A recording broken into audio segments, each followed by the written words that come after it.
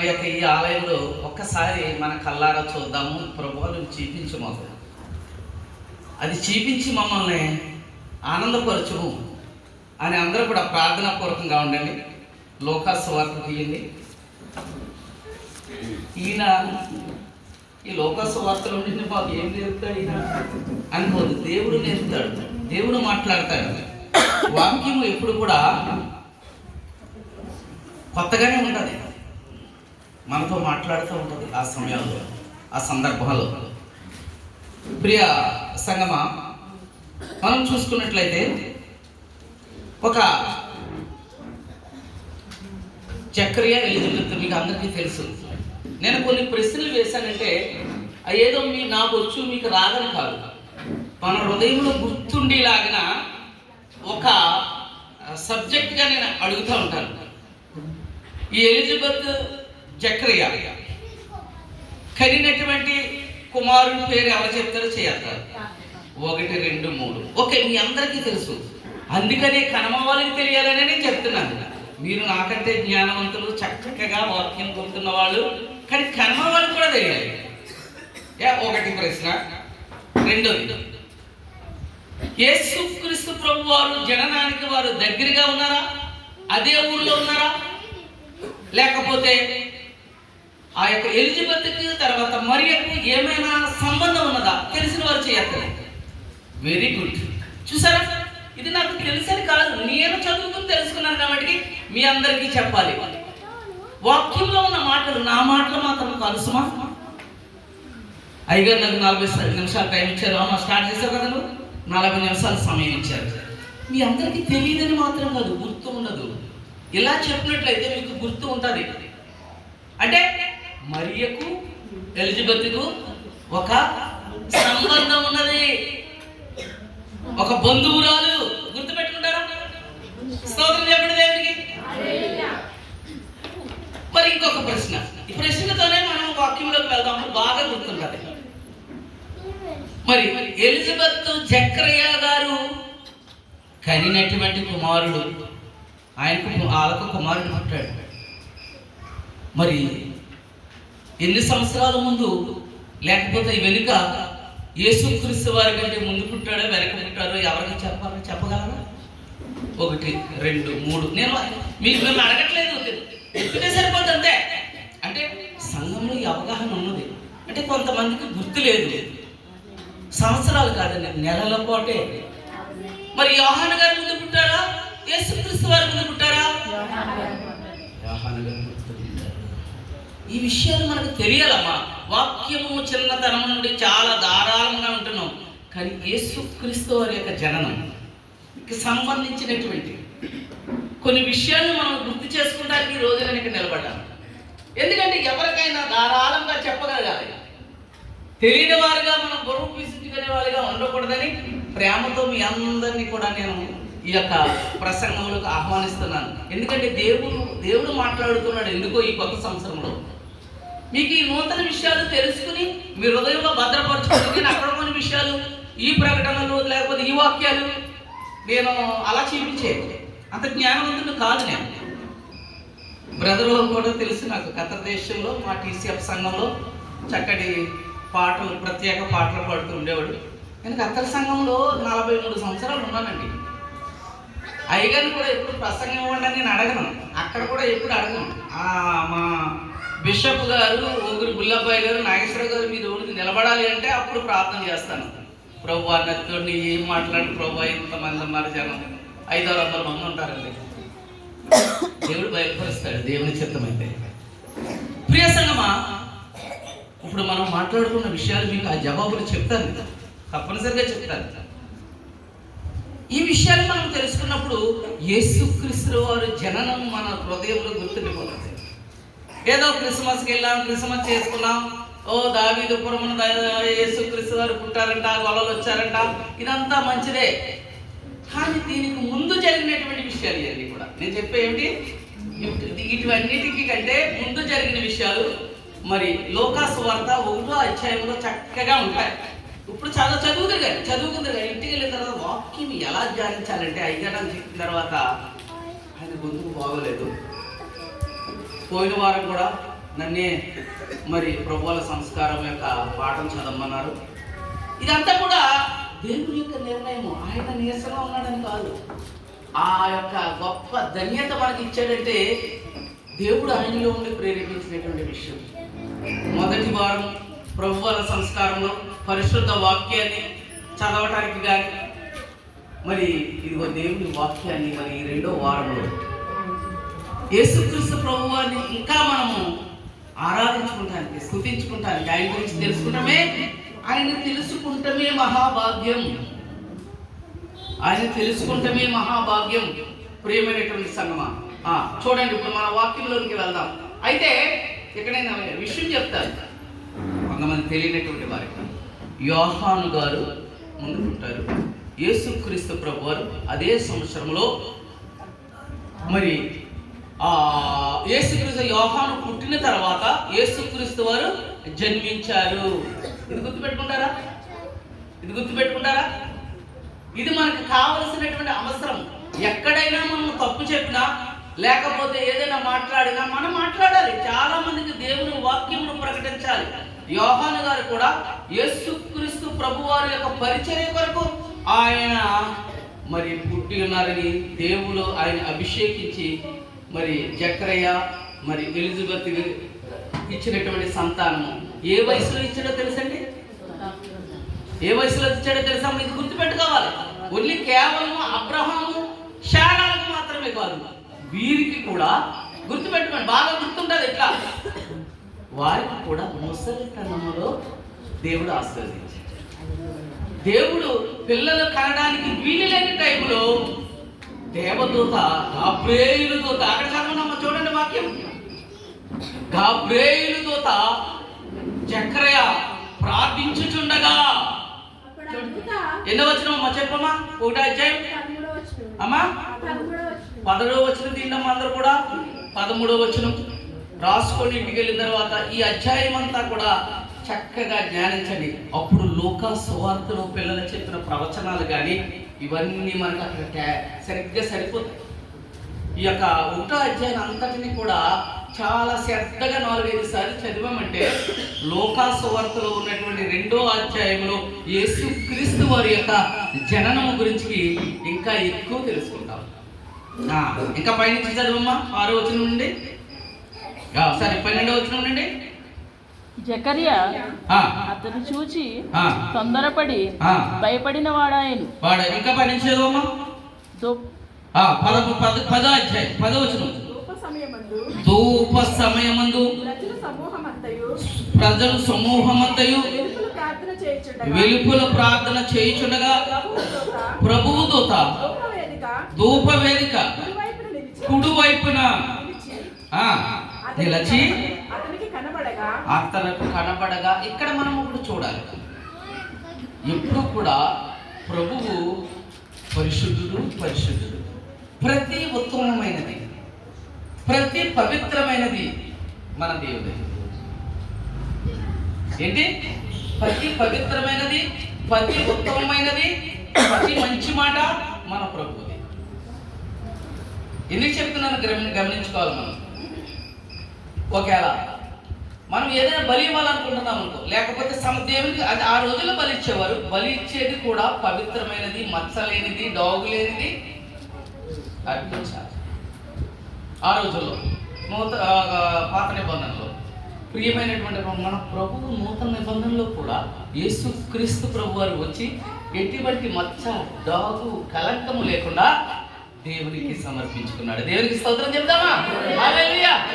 అదే విధముగా మన మాటలు, మన శ్రేష్ఠులు ఎవరికైనా ఇచ్చేటప్పుడు రెడీ అంటే దేవుడు మనకు నేర్పుతున్నది. ఒకప్పుడు నేను ఖత్తర్ దేశం వెళ్ళి 18 సంవత్సరాలు వెళ్ళాను. 17 ముగిసింది. 18వ సంవత్సరంలో నేను ఒక అరబీ ఆయన ఇంటిలో టీ పోసుకున్నాను. సాధారణంగా ఈ తేడా చాలా మందికి తెలియదు, నాకు తెలియదు. పెళ్ళి అల్లింట్లో గవ్వ వేయాలి. ఇప్పుడు నేను కుడి చేయ కదా బాగా పనిచేస్తాను. ఇప్పుడు నేను చెప్పాను కదా, ఏదైనా సరే ఉత్తమంగా ఇవ్వాలని. మరి అక్కడ డిఫరెంట్ మీరు గుర్తించుకోండి. ప్లాస్కో తీసుకున్నాను, నిప్పుల మీద పెడతారు. ప్లాస్కో తీసుకున్నాను. ఈ యొక్క కప్పులు ఎంత ఉంటాయి, అది కప్పుల్లో వేసి ఇలా ఇస్తున్నాను. చాలా మంది తీసుకున్నారు. మా యజమాని వచ్చి ఏమన్నాడో తెలుసా? డెప్ప మీద ఒక దెబ్బేసి ఆ గ్లాస్ ఏమో ఎడ చేత పట్టుకున్నాడు, ఈ యొక్క కప్పు ఏమో కుడి చేత పట్టుకున్నాడు. చూసారా ఎంత తేడా ఉంది? వాక్యములు కూడా అటువంటి తేడాలను మనం గమనించుకోవాలి. ఒక అరబ్బీ ఆయన, ముస్లిం ఆయన, చూసారా నాకు ఎంత గుర్తుందో, 18 సంవత్సరాల వయసులో. అప్పుడు నుండి ఎవరైనా సరే అలా చేస్తే నేను చెప్తూ ఉంటాను, మనం ఏది ఎలా చేయాలి నేర్చుకోవాలి. దేవుని కొరకు మనం ఇచ్చేది కూడా అంత పవిత్రముగాను, అంత లెక్కలు వేసుకుంటూ ఉండాలి. ఏదో తొందరపాటుగాను, లేకపోతే ఇంకో రకంగా. మొన్న ఒకసారి అమ్మాయికి చెప్పాను, కనీసం బైబిల్ మీద ఫోన్ కూడా పెట్టకూడదు. ఫోన్ మీద బైబిల్ పెట్టు. అర్థమవుతుందా? మా ఆత్మీయ తండ్రి గారు ఆయన ఉన్నారు, ఆయన ద్వారా నేర్చుకున్నాను. ఒకసారి నేను ఇలాగే ఏదో పెట్టాను, కీర్తన బుక్ కూడా పెట్టకూడదని చెప్పాడు ఆయన కూడా తెలుసు. కీర్తన బుక్ కూడా బైబిల్ మీద పెట్టకూడదు. అర్థమవుతుందా మీకు? అంటే బైబిల్ని అంత చక్కగా మనం గౌరవించాలి, మన హృదయానికి హత్తుకోవాలి. ఎందుకు చెప్తున్నానంటే చాలా విషయాల్లో మనము అశ్రద్ధగా ఉంటాం. దేవునిలో ఎంత శ్రద్ధగా ఉండాలండి, ఉండాలి. మన దేవుడు పరిశుద్ధుడు కనుక మనమును పరిశుద్ధులుగా ఉండాలి. ఆయన చేసినది ప్రతి ఒక్కటి కూడా క్రమముగా చేశాడు. మరి మనం క్రమం తప్పితే ఎలా? అయితే మనం ఇక్కడ చూసుకుంటున్నది ఏంటంటే, యాజకుడుగా జకర్యా ఆయన వంతి వచ్చినప్పుడు ప్రభువు దగ్గరగా, ఆ రోజుల్లో యాజకులు మాత్రమే దేవుని సన్నిధికి వెళ్ళి ప్రార్థించేవారు. అవన్నీ నేను లోతుగా చెప్తే 45 నిమిషాలు కాదు కదా, 4 రోజులు చెప్పిన ఈ అధ్యాయము మాత్రం తరగదు. వినడానికి చాలా మంచి విషయాలు ఉంటాయి. అయితే ఇక్కడ యాజకత్వం చేసేటువంటి జకర్యా ఉన్నాడు, ఎలిజబెత్ ఉన్నది. అంటే ఎక్కడ చూసినా యజమానుడు యాజకత్వం చేయాలి. దేవుని ఇంటి యజమాని ప్రార్థనకు బలిపీఠము కట్టాలి. ఇది చాలా అరుదైపోయింది కదండి. స్త్రీలు మాత్రమే ప్రార్థనకు త్వరగా బయలుదేరి వస్తున్నారే తప్ప ఆ ఇంటి యజమాను యాజకుడిగా ఉండవలసినది, కుటుంబానికి ప్రార్థనలో నడిపించవలసినటువంటి యజమానుడేడి. ఇక్కడ మనం తెలుసుకోవాల్సిన విషయం, ఆశీర్వాదం ఎక్కడి నుంచి వస్తుంది? ఎలిజబెత్ పక్కన నుంచుని చెప్పలేదు, అక్కడ యజమానితో చెబుతూ ఉన్నాడు. ఇక్కడ యజమానితో చెబుతూ ఉన్నాడు, ప్రార్థించుచుండగా వారికి ఏ కొరత ఉన్నదో, ఆ ఇంటిలో ఏ కొరత ఉన్నదో. అమ్మా ఇంకో రకంగా అనుకోవద్దు. మత్తయి సువార్త 11వ అధ్యాయంలో తర్వాత తీసుకుని పర్లేదు, మీకు అందరూ తెలిసిన వచనమే. ఏషియాలోను 46లోను ప్రతి మోకాలు నా నామమును వంగాలి, ప్రతి నాలుక నన్ను. అది ప్రతిదినము. దావీదైతే 7 సార్లు స్మరించాడు, ఆయనకు ఇచ్చినటువంటి పెదవులతో 7 సార్లు మోకరించాడు. దానియేలు అయితే 3 సార్లు ప్రార్థించాడు. యెరూషలేము గుమ్మములను, కిటికీలను అటు తిప్పి తెరచి ప్రార్థించాడు. ఇక్కడ చూస్తున్నట్లయితే ఆశీర్వాదం ఎక్కడి నుంచి వస్తుందంటే, నీ యజమానుడు నీ బిడ్డలతోనూ నీతోనూ కలిసి కుటుంబ ప్రార్థన. అది 10 నిమిషాలు కావచ్చు, 20 నిమిషాలు కావచ్చు. నీ యజమానుడు పిలిచేలా ఉండాలి. ఎలా ఉండాలి? నీ యజమానుడు యాజకుడు, దేవుని యొక్క పరిచారకుడుగా ఉండాలి. మనం చేస్తున్నటువంటి తప్పది మీదే. ఏం చేస్తున్నాం మనం? ఆశీర్వాదం రావాల్సిన కాడ ఓన్లే ఆయన ఎండ మా మాట. తండ్రి కనుక ఇంటిలో ఉండి ఈ అలవాటుని చేస్తే నీ బిడ్డలు నీకు దూరంగా ఉంటారా? తల్లి బిడ్డను ప్రేమిస్తారు, గద్దించలేదు చాలా మటుకి. తండ్రి ఎప్పుడైతే ఇంటికాడు ఉన్నాడో అలా అమ్మని అడుగుతాడు, డాడీ ఈరోజు ఇంకా ఇంటికి బయటకు వెళ్ళదా? ఇంటి అలా అమ్మంటుంది, వెళ్తారా? నేను టిఫిన్ పెట్టాను, అంతా రెడీ అవుతుంది. ఈవిడ ఇచ్చేటటువంటి సలహాలు ఈవిడెత్తారు పిల్లల మీద. అప్పుడు తండ్రి అలా వెళ్ళిపోతున్నా ఇంటి ఇలా వెళ్ళిపోతాడు. మళ్ళా ఇంకా ఫోన్ చేశాడా? యోహాన్ ఉన్నాడా ఇంటి దగ్గర? ఇంటి దగ్గరే ఉన్నాడండి. ఆడికోసారి ఇప్పుడు ఇంకా బయటకు వెళ్ళండి, లేదా బాత్రూంలో ఉన్నాడు. ఇదే కోడ్ అనమాట పిల్లలు చెడిపోవడానికి కారణం. తండ్రి యొక్క బాధ్యతను నీ కుటుంబ జీవితంలో దినదినము ఈ దేవుడు అదే చెప్తున్నాడు. జకర్యా చేసిన ప్రార్థన బట్టి గొడ్రాలైనటువంటి తన భార్యను, తనకున్నటువంటి అక్రతను దేవుని సన్నిధిలో జ్ఞాపకం చేసుకుంటూ ఉన్నాడు. అప్పుడు ఏమంటున్నాడు? పక్కనే, కుడి పక్కనే దూత ప్రత్యక్షమై ఏంటో చెప్పమ్మా? తొందరపడి భయపడిన వాడాయను. ఆ దూత జకర్యా భయపడకము, నీ ప్రార్థన వినబడినది. ఇప్పుడు ఏ వినపడతాయి? ప్రార్థన దేవుని సన్నిధికి వెళ్ళాలి. నీ యొక్క మంచి పనులు అపోస్తల కార్యములు 10వ అధ్యాయము తీయద్దమ్మా 3వ వచనంలో ఇవన్నీ చూసుకుంటే మనకు సమయం సరిపోదు. అపోస్తలుడైన పౌలు చేసినటువంటి ప్రార్థన, ధర్మకార్యములు, యాచనలు దూత ఏం చేస్తుందంట? దేవుని సన్నిధికి చేరేసి అక్కడ భద్రపరుస్తూ ఉన్నదంట. మరి ప్రియా సంగమా, నీ భర్త చేసే ప్రార్థనలు, నీ భర్త చేసేటటువంటి విజ్ఞాపనలు దేవుని సన్నిధికి చేరాలి అంటే, నీ కుటుంబం యొక్క క్షేమం కావాలి అనుకుంటే, ఈ నూతన సంవత్సరంలో, ఈ 2వ వారములో 2026వ సంవత్సరము, ఈ 2వ వారంలో దేవుడు మనతో చెబుతున్న మాట తెలుసా? ఒక నూతన అధ్యాయాన్ని మొదలు పెట్టండి. నీ భర్తతో అడుగు చూడు. అయ్యా, దేవుని వాక్యం నాతో మాట్లాడినది. మనం 10 నిమిషాలు పిల్లలు సమయం ప్రకటించండి, మీరే ప్రకటించండి. ఎవరు? భర్త, యజమాను. ఆయన కొన్ని పనులు ఉంటాయి కాబట్టి ఆ టయానికి నా పిల్లలందరినీ ఇంటి దగ్గర ఉంచుతాను. మనము మోకరించి ప్రార్థించుకుందాం. ఇది మన కుటుంబమునకు చాలా మంచిది. మీ కుమార్తెలకి చెప్పండి పెళ్ళిళ్ళు అయిపోతే, మీ కూతురికి చెప్పండి, కొడుకులకి చెప్పండి, ఒకవేళ ఇంకా మనవలు అయిపోతే మనవలకు కూడా చెప్పండి ఈ మంచి మాట. మనం 10 నిమిషాలు చక్కగా ఎవరికి వారే ఏమైనా తీరే. ఇప్పుడు కదండి, ఎవరి మొబైల్ వాళ్ళది. ఏ టైంకి వస్తారో ఏంటో. ఇంకా అబ్బాయిలు ఏమంటారంటే, భోజనం చేయడానికి రారా మమ్మీ, రూమ్లో పట్టుకొచ్చాయి, ఇంకా కావాలి కలిపేసి స్పూన్ వేసి ఇచ్చేయి. ఎందుకంటే మొబైల్ ఒక చేతితో వస్తుంది స్పూన్. తినిపించే తల్లిలు కూడా లేకపోలేదు ఇంకా. ఉన్నారండి? ఉన్నారు.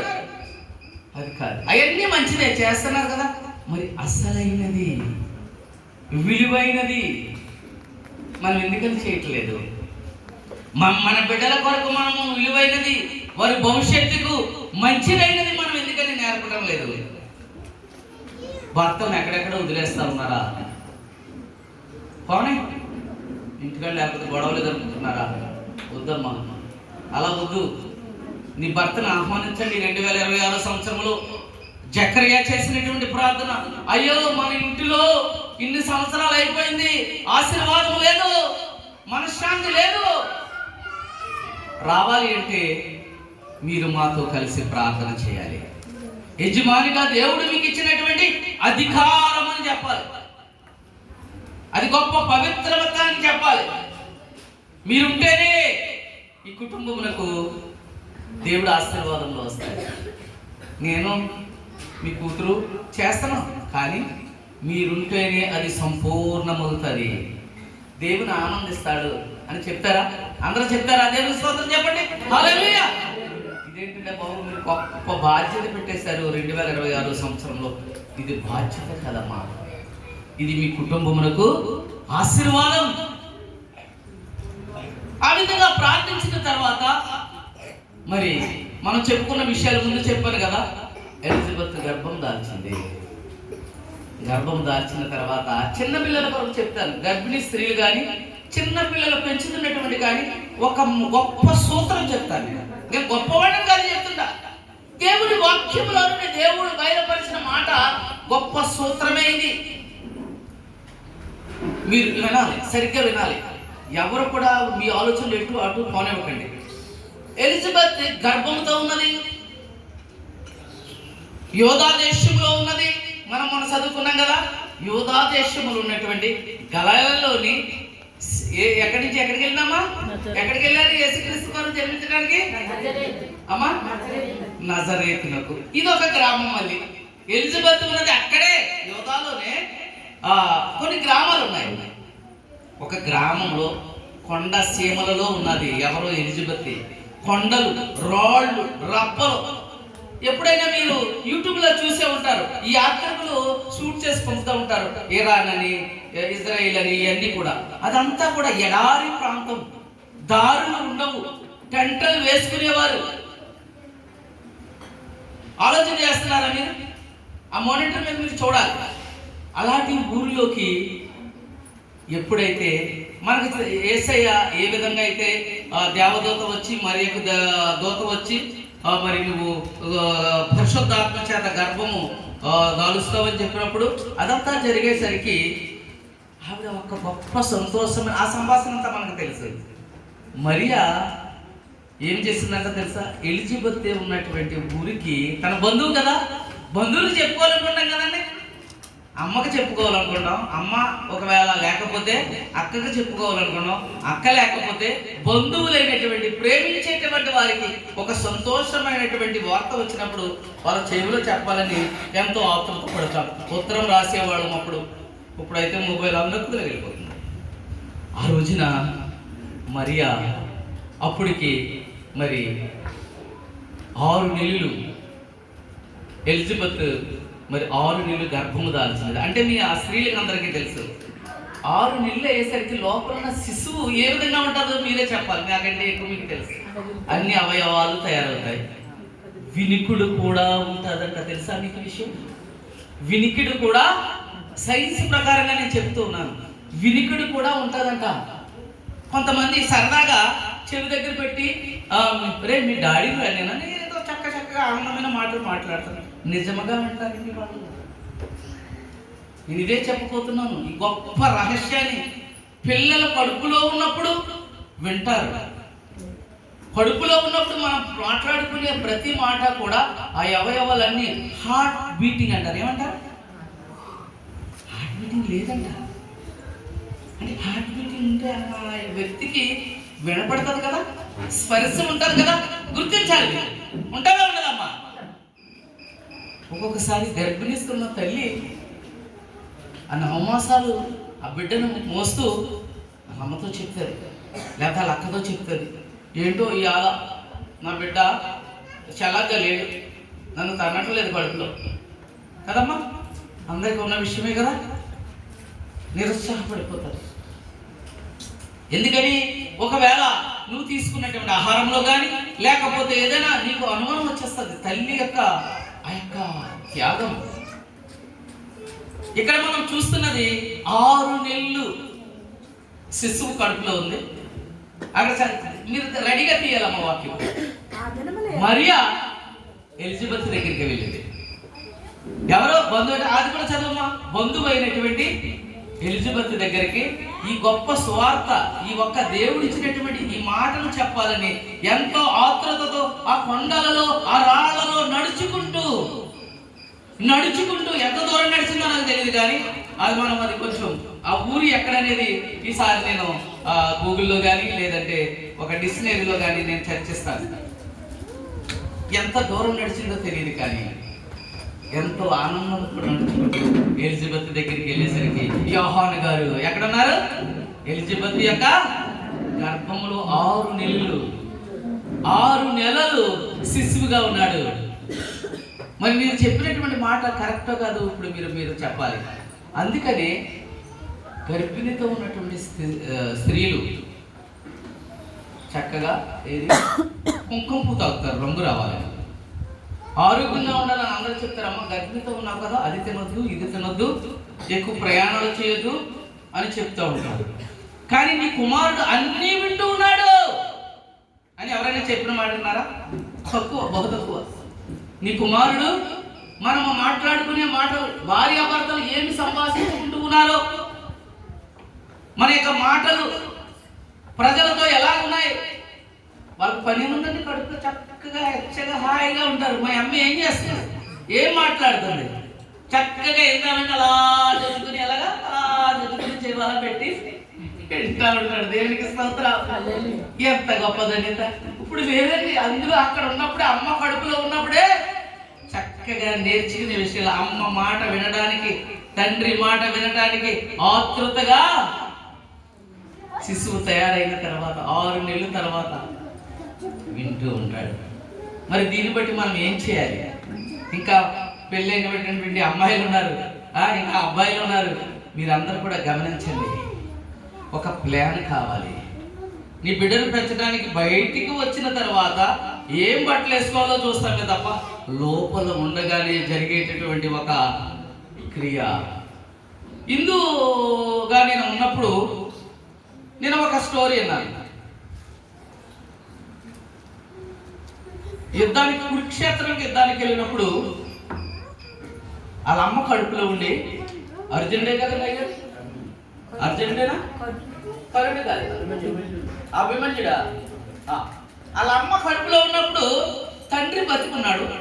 యుద్ధానికి వీళ్ళిద్దరు మాట్లాడుకున్నారు. అంటే యుద్ధ రహస్యం, యుద్ధంలోకి వెళ్ళి యుద్ధమును జయించి బయటికి ఎలా రావాలి వింటున్నాడు లోపల నుండి. ఇది సైన్స్ చెప్పిన మాటల గురించి చెప్తూ ఉన్నాను. వాళ్ళిద్దరు ఏం మాట్లాడుకున్నారు? యుద్ధంలోనికి వెళ్ళి యుద్ధం ఎలా చేయాలో మాట్లాడుకున్నారు. అక్కడ చిన్న ప్రాబ్లం వచ్చింది. ఎలా బయటికి రావాలో తండ్రి చెప్పింది వినలేదు. అందుకని యుద్ధంలో మరణించాడు, బయటకు రాలేకపోయాడు. తెలుసుకోండి మీరు కావాలి. కురుక్షేత్ర యుద్ధంలో బయటికి, ఆ చదరంగంలో నుంచి బయటకు రాలేకపోయాడు. అలాగే బిడ్డలైనటువంటి వారికి లోపల ఉన్నప్పుడు మనము మాట్లాడుకునేటువంటి మాటలు ఆరోగ్యాన్ని ఇస్తాయి, మంచి జ్ఞానవంతులుగా తయారవుతారు. వాళ్ళు హ్యాపీగా అక్కడి నుంచే హ్యాపీగా ఉంటారు. ఈ మధ్యనే ఉన్నటువంటి గ్రాఫిక్స్లో కాళ్ళలో ఉన్న బిడ్డలు ఎలా మాట్లాడుతున్నారో కూడా చెప్పేస్తున్నారు, వాళ్ళు పలికినట్లుగా.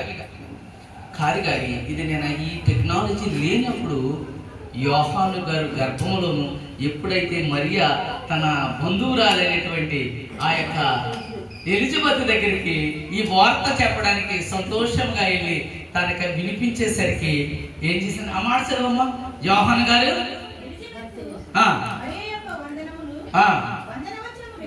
వినగానే అంటే అప్పటికి వెళ్ళిన తర్వాత మంచి విషయం చెప్పుకోకుండా ఉండరు కదా, ఇవన్నీ వినేసిన తర్వాత ఎలిజబెత్ కడుపులో ఉన్నటువంటి శిశువు గంతులు వేసిన దేవునికి స్తోత్రం చెప్దాం. హల్లెలూయా, హల్లెలూయా. ప్రియ సంగమా, మరి మన బిడ్డలు గర్భంలో ఉన్నప్పుడు చాలా జాగ్రత్తగా ఉండాలి. బయటికి వచ్చిన తర్వాత అంటే గర్భంలో ఉన్నప్పుడే వాళ్ళు అంత చక్కగా, అంటే ఒక టీవీ ఆన్ చేస్తేనంట, ఆ టీవీ మనం చూస్తున్నటువంటి ఆ దృశ్యాలు కానీ లేకపోతే ఆ మంచి విషయాలు కానీ ఈ బిడ్డ అర్థమవుతూ ఉంటుందంట. ఎందుకంటే నువ్వు తినే ఆహారం బిడ్డ యొక్క ఆరోగ్యానికి ప్రవహిస్తుంది. నీ మైండ్ ఇవన్నీ కూడా అది ఎఫెక్ట్ ఉంటుంది. అందుగురించి గర్భంతో ఉన్నటువంటి స్త్రీలు ప్రత్యేకముగా గమనించవలసిన విషయం. నీకు ఎవరైనా సరే బిడ్డను కుమార్తె అవ్వండి, కుమారుడు అవనివ్వండి, జ్ఞానవంతుడిగా పుట్టాలి, ఆరోగ్యవంతుడిగా పుట్టాలి. మనం ప్రార్థన చేస్తున్నాం, ఎస్తేరు వలె ఉండాలి, జ్ఞానవంతురాల్లాగా. తర్వాత ఇంకా సమూయేలు వలె ఉండాలి, ప్రార్థన చేస్తాం. అలా ఉండాలి అంటే మనం వారు గర్భంలో ఉన్నప్పటి నుండి కూడా తగిన జాగ్రత్తలు, డాక్టర్ చెప్పిన జాగ్రత్తలు కాదండి, ప్రభువు చెప్పిన జాగ్రత్తలు మనం తీసుకోవాలి. డాక్టర్ చెప్పిన జాగ్రత్తలు తప్పనిసరిగా తీసుకుంటాం, ఓకే, కానీ ప్రభువు చెప్పినటువంటి మాటలు, దేవుని మాటలు. అందుకని అంటారు, అప్పుడు ఉగ్గు పెట్టేవారు, ఉగ్గు వలే నీ బిడ్డలకు పెట్టుము. ఉగ్గు అంటే ఆ యొక్క ఉగ్గు గిన్నె ఉండేది కదండి, ఎంతమందికి తెలుసు? చాలా తక్కువ మందికి తెలుసు. ఉగ్గు గిన్నె చక్కగా, దేవునికి స్తోత్రం, హల్లెలూయా. అలా ఉగ్గు వలే సమూయేలుకి అన్న అలాగే పెట్టింది మాటలు. ఆ యొక్క శిలోహ మందిరములకు తీసుకెళ్లే ముందు 5 సంవత్సరాలు, 6 సంవత్సరాలు, 7 సంవత్సరాలు కూడా ఇచ్చేవారు. అప్పుడు ఆ రోజులో పాలు విడిచిన తర్వాత తీసుకుని వెళ్ళింది మరలా. అంతవరకు తర్బీతు హన్న ఆ సమూయేలుకు మంచి తర్బీతుని ఇచ్చింది. అందుకనే సమూయేలు శిలోహ మందిరికి వెళ్ళినప్పుడు ఆ తల్లి యాజకుడితో చెప్తుంది, అయ్యా బిషప్ గారు, ఆ రోజున దుఃఖముతో ప్రార్థించిన స్త్రీని నేనే అని చెబుతున్నప్పుడు ఆ యొక్క శిశువు అక్కడనే దేవునికి మొక్కాడట. దేవునికి స్తోత్రం చెప్తామా? ఎలా ఉంటే బిడ్డలు మనకు మనకు మన దేవుని మొక్కుతారు. ఆలోచన చేయండి. ఎవరు కూడా బిడ్డలు చెడిపోవాలని కోరుకునే తల్లులు కానీ తండ్రులు కానీ ఎవరూ లేరు. కానీ దానికి ఒక నువ్వు 9 మాసాలు 9 నెలలు ఎంతో కష్టపడి మోస్తావు, ఎంతో ఇబ్బందులు పడతావు. అటువంటి బిడ్డను ఇంకా క్రమముగా పెరిగి వాడి ప్రయోజకుడై నిన్ను ఆనంద పెట్టేవాడిగా ఉంటే ఇంకెంత ఆనందంగా ఉంటుంది. దేవునికి స్తోత్రం చెప్దామా? హల్లెలూయా. ఈ లోకంలో ఉన్న పెంటంతా కూడా వాడి మీద పడినప్పుడు కృమిలిపోతాడు. అందుకని అపోస్తలుడైన పౌలు అన్నాడు, నేను పెంటగా వించుకుని ఉన్నాను, బ్రతుకుట కిరిస్తే చావైతే మేలు. ఆ అధ్యాయం చేయదు. గలతీయుల పత్రిక 2వ అధ్యాయంలో చక్కగా చెప్తాడు. వద్దులే, మా ఇంటికి వెళ్ళా చదువుకోండి. నా శరీరం ముందు ఆయన జీవించుచూ ఉన్నాడు అంటాడు. ఓకే, అది కాదు మన ప్రసంగం. ప్రియ సంగమా, ఎలిజబెత్ వెళ్ళింది. అయ్యా ఇంకా 10 నిమిషాలు ఉందేమో. అయ్యా 10 నిమిషాలు ఉంది ఇంకా. మరి ఈ మాటలన్నీ కూడా నేను పూర్తి చేయలేదు, కానీ ఎంతవరకు చెప్పగలను అంతవరకు చెప్పి మరలా ఎప్పుడైనా ఇంకా ఇందులో ఆఖరికి వచ్చేసరికి అసలు చెప్పాలంటే క్రిస్మస్ మెసేజ్ ఇందులోనే ఉందండి. అసలు క్రిస్మస్ మెసేజ్ క్రీస్తు వారు ఎందుకు వచ్చారు అనే దాన్ని మనం ఎవరికైనా చెప్పాలి అనుకుంటే కింద వచ్చేసరికి ఎప్పుడైతే జకరయ్య గారి నోరు తెరవబడ్డాలో అక్కడి నుంచి ఉంటుందండి. మీకు అర్థమవుతుందా? అర్థమవుతుందని వారందరూ చేతులు ఎత్తండి, లేకపోతే మళ్ళీ నేను ఆగిపోతాను. దేవునికి స్తోత్రం, దేవునికి స్తోత్రం. హల్లెలూయా, హల్లెలూయా. అర్థం కావాలి, నా మాటలు కాదు, దేవుని వాక్యంలో ఉన్నటువంటి మాటలు అర్థం కావాలి. ఆ యొక్క సన్నివేశంలో మీరు ఎక్కండి, ఆ మానిటర్ మీద మీరు చూడండి. ఓహో ఇలా జరిగిందా, ఓహో మరియా మరి తన బంధువు దగ్గరికి వెళ్ళినప్పుడు యోహాను గారు ఎలాగా అని మీరు చూసుకోండి. ఇవన్నీ కూడా నిజాలు. అప్పుడు అక్కడ ఇంకొక ప్రశ్న చెప్పాలి. మరియా ఎన్ని నెలలు తెలిసిన వారు చెప్పదు. ఎన్ని నెలలు ఎలిజబెత్ ఇంటి దగ్గర ఉండిపోయింది? 3 నెలలు కాదు, సరే కరెక్ట్. ఓకే, తను చెప్పింది కరెక్ట్. చూసారా, ఇవన్నీ మనకి ఎందుకు తెలుసుకోవాలని అంటున్నానంటే, చెప్పమంటారా? అక్క బర్త్డే తెలుసు, చెల్లి నాకంటే ముందు ఎప్పుడు పుట్టిందో తెలుసు, ఎన్ని నెలల ముందు పుట్టిందో తెలుసు, ఎన్ని సంవత్సరాలు పుట్టిందో తెలుసు. అవునంటారా కాదంటారా? మన రక్షకుడు కనినటువంటి ఆ తల్లి ఏ విధంగా ఆయన పెంచింది, ఎక్కడ ఉన్నదో సమయం అంతట్లోనూ కూడా 3 నెలలు ఎలిజబెత్ ఇంట్లో ఉన్నది. అప్పుడు నేను అనుకుంటాను ఆ 3 నెలల తర్వాత కూడా ఆమె తన ఊరికి ఎందుకు వెళ్ళిపోయిందని మీరు అనుకుంటారు చెప్పండి? అంటే 6 నెలలు ప్లస్ 3 నెలలు 9 నెలలు. అయ్యో, నా యొక్క బంధువుకి నేను కొంచెం ఇబ్బందిగా ఉంటాను, చూడలేదు కదా అని అనుకుని కూడా ఉండొచ్చు కదా. ఎప్పుడైనా ఆలోచన చేశారా? అంటే తన బంధువు ఎలిజబెత్ ఎంత బాగా చూసుకుందో అక్కడ అంటాది. చూడు, నా ప్రభువు తల్లి, చదవమా మాట. ఆవిడే పరిశుద్ధాత్మతో ఎలిజబెత్ నిండుకున్న తర్వాత ఒక ప్రవచనము ప్రవేశిస్తుంది. అది ఎవరు? ఎలిజబెత్ చెబుతూ ఉన్నది. ఏనాలి, ఈ ఎలిజబెత్ ఎవరి గురించి చెబుతుంది? మరియ గురించి. తన పరిశుద్ధాత్మ గర్భముతో ఉన్నది. ఎప్పుడైతే ఈ శుభవార్త తీసుకుని వచ్చి ఎలిజబెత్కి చెప్పిందో, ఆవిడ పరిశుద్ధాత్మ నింపబడినదై కొన్ని చక్కటి మాటలు ఆ మరియ గురించి, ఆనందపడే మాటలు, ధైర్యాన్నిచ్చే మాటలు. ఎన్నిసార్లు మనం ధైర్యాన్నిచ్చే మాటలు మాట్లాడుతామా? ఎవరైనా ఏం మాట్లాడారు? అయితే ఎలిజబెత్ ఒక 5 నెలల పాటు ఈ వయసులో నాకు గర్భం రావడమా, నవ్వుతారేమోనని ఎవరికి తెలియదు, రహస్యంగా కూడా ఎలిజబెత్ ఉందంట. కానీ ఎప్పుడైతే ఈవిడ వెళ్ళిందో, ఈవిడ చెప్పినటువంటి మాటలు, ఎవరు? యేసు తల్లి చెప్పిన మాటలు ఇంటే ఏమంటారు మీకు మీరు ఆలోచించుకోండి. నేను వీడియో తీస్తాను కాబట్టి నేను చెప్పను. ప్రతి ఒక్కరికి ఏదో డౌట్, ఏదో అనుమానం, ఏదో రకంగా వాళ్ళనే మరి ఏదో మాట అనాలని. కానీ ఎలిజబెత్ అలా కాదు. ఎందుకంటే దేవుడిలో పెరుగుతున్నది. తన భర్త యాజకుడిగా ఉన్నాడు, దేవుడు దర్శనమిస్తూ ఉన్నాడు.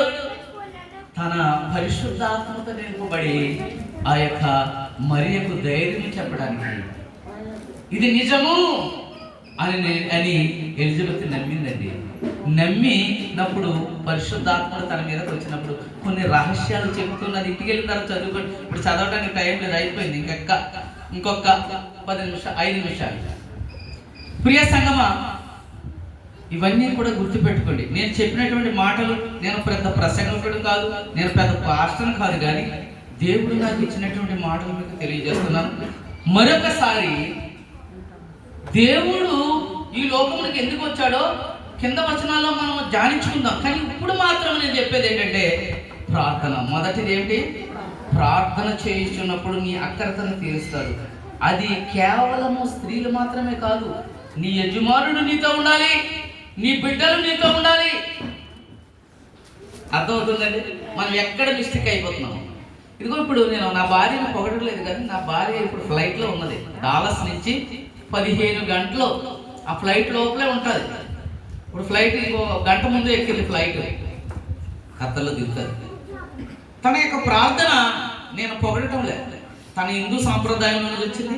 మా మ్యారేజ్ కూడా హిందూ సాంప్రదాయంలోనే జరిగింది. తర్వాత మళ్ళా నేను క్రిస్టియన్ మ్యారేజ్ చేసుకున్నాను కథ దేశంలో. దేవుని స్తోత్రం, హల్లెలూయా. అయితే నా భార్య ఎంతసేపు ప్రార్థనతోనే ఉంటుంది. నేను ఒక్కొక్కసారి పైన నేను కూడా వాక్యం చదువుకుంటామో లేకపోతే ఫోన్లో మాట్లాడటమో, నాకు బిజినెస్ ఉన్నాయి కాబట్టి ఉంటే ఆవిడ ఒక్కొక్కసారి భయపడుతూ నాకు ఫోన్ చేస్తుంది. ఏం చేస్తున్నారు పైన అంటాను. ఇలాగే ఫోన్ మాట్లాడుతున్నాను, కిందకి రండి, ఇక్కడ ప్రార్థన ఉండొచ్చు కదా. ఇది నేను దేవుడి పులిపేట ముందు చెప్తున్న మాట. ప్రియ సంగమా, నువ్వు ఎప్పుడైనా చెప్తున్నావు అని భర్తతో ఈ ప్రేమగా, అయ్యా ఎక్కడున్నారు, రండి ఒక 10 నిమిషాలు ప్రార్థన చేసుకుందాం, మీకు కాలేదో చేయండి. ఏమ్మా బాధ్యత కలిగి ఉన్నామా మనం? చెప్పండి.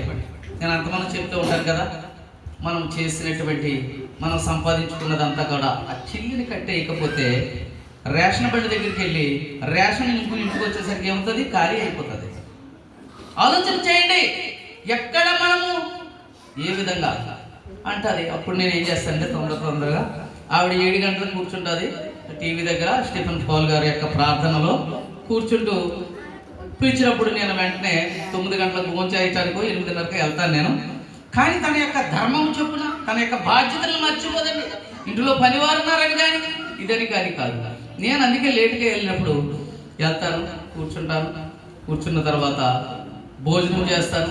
చేసిన తర్వాత ఆఖరిని ప్రార్థన జరుగుతుంది, ఆశీర్వాద ప్రార్థన. అంటే ఇది ఎందుకు చెప్తున్నానంటే పొగడటానికి మాత్రం కాదండి, మనము చేయవలసిన బాధ్యతలు నేర్చుకోవలసినవి. ఆవిడ భోజనం చేసిన తర్వాత సోఫాలో కూర్చుంటాను, ఆవిడేమో కింద స్టూల్ మీద ప్రార్థన చేసుకుంటూ ఉంటుంది. ప్రార్థన అయిపోద్ది. ఆయన అంటాడు, మీ బిడ్డల కొరకు, పుట్టినరోజుల కొరకు, అంటే ఆయన మాట వినమని కాదు, నేను ఒక క్రమము, మనిషికి ఒక తృప్తి. మీ దగ్గర ఉన్నటువంటి ఆ యొక్క ప్రసాదం లేకపోతే కొబ్బరి నూనె తీసుకోండి.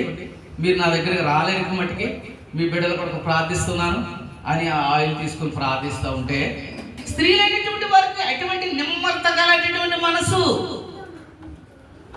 ప్రార్థిస్తారు. అప్పుడు ఆయన చెప్తాడు, మీ బిడ్డలకు దాన్ని అప్లై చేయండి. మరి బిడ్డల దగ్గర లేరు, ఫోటోలకైనా అంటే తల్లి యొక్క హృదయము ఆనందపడటానికి ఒక క్రమం. అప్పుడు ఆవిడ ఏం చేస్తుందో తెలుసా? ఆ ఫోటోలు ఏమైనా ఉంటాయి, 2 మనవాళ్ళు, మొత్తం నా కూతురు నా కుమారులు అందరూ ఆయిల్ విషయం మొత్తం అందరికీ రాసేస్తుంది ఆవిడ. ఇదే పొగట్టని చెప్పట్లేదు, పక్కనే కూర్చున్నాను కదా, నాకు కూడా వచ్చి సిలువ గుర్తేసేస్తారు. దేవునికి స్తోత్రం చెప్దామా? హల్లెలూయా. ఎందుకు చెప్తున్నానంటే మన జీవితాల్లో చేయాలి, దేవుని కొరకు బ్రతకాలి, దేవుని కొరకు బ్రతకాలి. నీ భర్త యొక్క బాధ్యతను గుర్తు చేయాలి. ఒక్కొక్కసారి ప్రియ సంఘం అర్థమవుతుంది మీ అందరికీ. ఎవరికైనా అతిశయంగా ఉందా? నేను అతిశయమైన మాటలు ఏందని చెప్పానా? ప్రియ సంగమా, ఆవిడ ఎక్కడ బయలుదేరుతున్నా సరే నేను ప్రార్థన చేయాలి. ఒకసారి ఇలాగ హైదరాబాద్ వెళ్తుంటే నేను దగ్గరలో నేను ప్రార్థన చేయలేదు. టికెట్ క్యాన్సిల్ అయిందో ఏమైంది, ఇంటికి వచ్చేసిన తర్వాత చెప్తుంది, అదిగో మీరు లేరు, ప్రార్థన చేయలేదు, నా ప్రయాణం జరగలేదు. అంటే భర్త మీద భర్త నీకు శిరసైనాడు. సంగమునకు ఎలాగైతే క్రీస్తు వారు శిరసైనారో నీ భర్త నీకు శిరసైనాడు. ప్రియ సంగమా, నీ భర్తను గౌరవించవలసిన అవసరం అతనిలోనే నువ్వు నీ యొక్క ప్రభువును చూడాలి.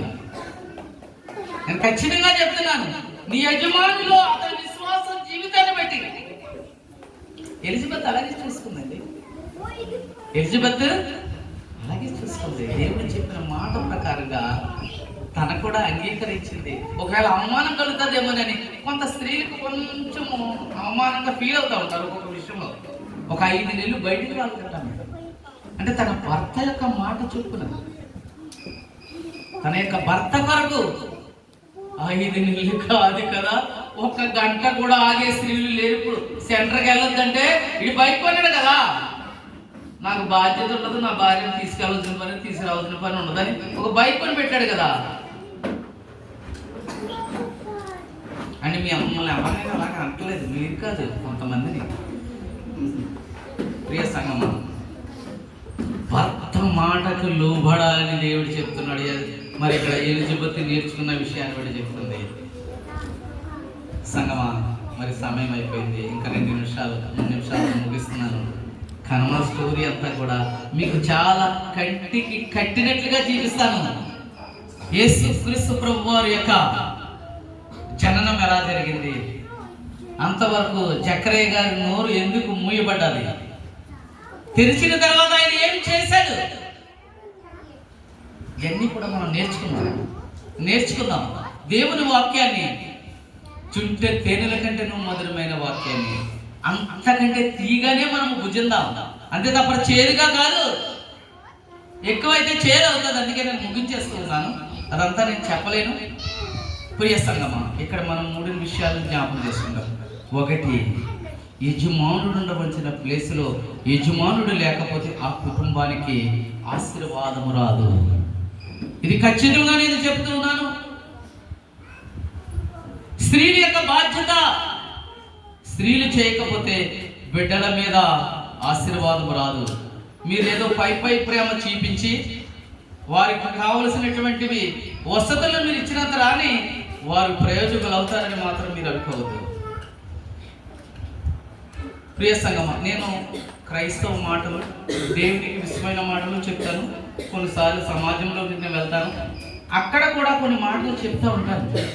కానీ దేవునిలో నేర్చుకున్నవే ఆ విధంగా వారికి ప్రకటిస్తూ ఉంటాను. ప్రియ సంగమా, మీరు ఎంతమంది వచ్చారు మరికిపురం మీటింగ్స్కి? ఎంతమంది వచ్చారు? దేవునికి స్తోత్రం. నేను అపాయింట్మెంట్ అండి, నన్ను కేకేసి ఆ సభలో మాట్లాడమంటే ఎక్కడ లేని దైవం తెచ్చేసుకున్నాను. నేను నాకంటే గొప్పవారు దైవజనులు, బిషప్స్ అందరూ ఉన్నారు. కానీ నత్తివాడు నేను అక్కడ పిలిచి ఒక గ్రీటింగ్ చెప్పమన్నాను. దేవునికి స్తోత్రం. హల్లెలూయా. ప్రియ సంగమా, దేవునికి సాక్షిగా బ్రతుకుదామా. మనం గొప్పవాళ్ళమని కాదు, పవిత్రమని కాదు, జ్ఞానవంతులమని కాదు, తెలివైన వారమని కాదు. ఆయన స్తుతించటానికి, ఆయన గణపరచడానికి లెగిసిన వెంటనే అయ్యగారు అదే మనకు నేర్పిస్తూ ఉన్నారు. నేను చాలా నేర్చుకున్నాను బిషప్ గారి దగ్గర. ఉదయమునే అక్కడ కూడా నేను అదే చెప్పాను, స్తుతి చెల్లించాలి. స్తుతి అర్పణ దేవునికి చాలా ఇంపైన సువాసన. స్తుతి అది కూడా సృష్టిలో దేవుడు నిర్మించినటువంటివన్నీ కూడా వాటి పనులను చేయటానికి స్టార్ట్ కాకముందే మనము దేవునికి స్తుతి అర్పణ చేయాలి. ఈ 2026 సంవత్సరంలో యాజకుడైనటువంటి మరి జకరియా తన సమయం వచ్చినప్పుడు, తన వంతు వచ్చినప్పుడు ప్రార్థించుటకు ఆయన దేవుని దగ్గరికి వెళ్ళినప్పుడు దేవుడు తన అక్కర తీర్థ తెలుసుకున్నాడు. నీ భర్త, నీ పిల్లలు, నీవు బలిపీఠము కట్టినట్లయితే అక్కడ అది ఎక్కడ తీరుతాడు? దేవుడు తీరుస్తాడమ్మా, తీరుస్తాడు, తప్పనిసరిగా తీరుస్తాడు. యవ్వన పిల్లలు ఉన్నారు ఇక్కడ, మీరు చాలా మంచి స్టడీస్లోను మంచి నాలెడ్జ్ ఉన్నవారు కావచ్చు. ఈ నాలెడ్జ్ స్కూల్లోను కాలేజీల్లోనూ చదివితే వచ్చేది కాదు, దేవుడు ఇచ్చేటటువంటి ఆశీర్వాదము. ఈరోజు యవ్వనస్తులైనటువంటి మీరే రేపు అమ్మమ్మలు నాన్నమ్మలు అవ్వకుండా ఉండరు. ఒకసారి వారంతా చూడండి, ఆ స్థితి రాకుండా మీ బిడ్డలను దేవునికి విలువైనటువంటి పాత్రలుగా ప్రార్థనలో మనం జ్ఞాపకం చేసుకున్నాం. అందరము కూడా మన మంచి కుమారి ఆయన చేతిలో చేయబడినటువంటి పాత్రలమే. ఇక్కడ ఎవరు కూడా వారు తండ్రి చేశారని తల్లి చేశారని చెప్పడానికి సరిపోదు. ఆయన అందంగా నిర్మించుకున్నటువంటి పాత్రలనే. ఆయన దేనికి వాడుకుంటాడో ప్రార్థన చేయి. అందరూ సంతలోనికి వెళ్ళి ఒకే రకమైన కొంటారా? అవసరతను బట్టి అవి తీసుకుంటా ఉంటాం. అలాగే దేవుడు మనం అందరినీ కూడా దేనికి ఆయనకు కావాలో మనం వాడుకుంటాడు. ఇక్కడ మన కుటుంబ ప్రార్థన ఈ 2026 సంవత్సరంలో చాలా విలువైనదని నేను తెలియజేస్తున్నాను. ప్రియ సంగమా, భార్య యొక్క బాధ్యత ఏమిటో ఇక్కడ పిల్లల యొక్క బాధ్యత నేను చెప్పడం లేదు. పిల్లలకు బాధ్యతలు నేర్పవలసినటువంటి బాధ్యత మనదే. వీడు మాట ఎంటలేదంటానికి మనం ఎక్కడ బాధ్యత నేర్పాము? నేను అనేక సార్లు చెప్తా ఉంటాను. ఏలి కనిపిస్తాడు, ఏలి యొక్క భార్య కనిపించదు. ఎక్కడ? సమూయేలు గ్రంథంలో. అవునా కాదా? కదా, సమూయేలు కనిపిస్తాడు, తల్లి కనిపిస్తుంది, తండ్రి కనిపిస్తాడు. అక్కడ తల్లి పేరు రాయబడలేదు, తల్లి యొక్క బాధ్యత లేదు అక్కడ. అందుకని ఏమయ్యారు? దేవుని దృష్టికి బహు దుర్మార్గులుగా తయారయ్యారు.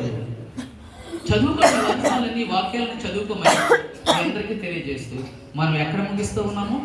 ఇప్పుడు 3 నెలలు ఎలిజబెత్ యొక్క ఇంటిలో మరియమ్మ గారు గర్భంతో ఉన్నారు. ఎన్ని నెలలు? 3 నెలలు గర్భంతో ఉన్నారు. తర్వాత కన్మ విషయాలు తెలుసుకుందామా? ఎక్కడితో ఆపుదాం. మళ్ళా అయ్యగారు నాకు సమయం ఇచ్చినప్పుడు, అయ్యగారు ప్రేరేపించబడినప్పుడు తప్పనిసరిగా నేను బయలుపరుస్తానని మీకు తెలియజేస్తున్నాను. నేను ఆ మాటలు ముగిస్తున్నాను. మీ అందరికీ కూడా నా ప్రేమ వందనాలు తెలియజేసుకుంటూ నేను ముగిస్తున్నాను. దేవుడి మాటలను దీవించిన కాదు. ఆమేన్. నా భార్య బయలుదేరి వస్తూ ఉన్నది. ఖత్తర్ దేశంలో దిగుతుంది. దిగిన తర్వాత అక్కడ ఒక రోజు ఉండి 13వ తారీఖున మరలా బయలుదేరి రాజమండ్రికి వస్తుంది. అందరూ ప్రార్థించండి. వచ్చిన తర్వాత తప్పనిసరిగా వస్తుంది. దేవునికి స్తోత్రం. హల్లెలూయా.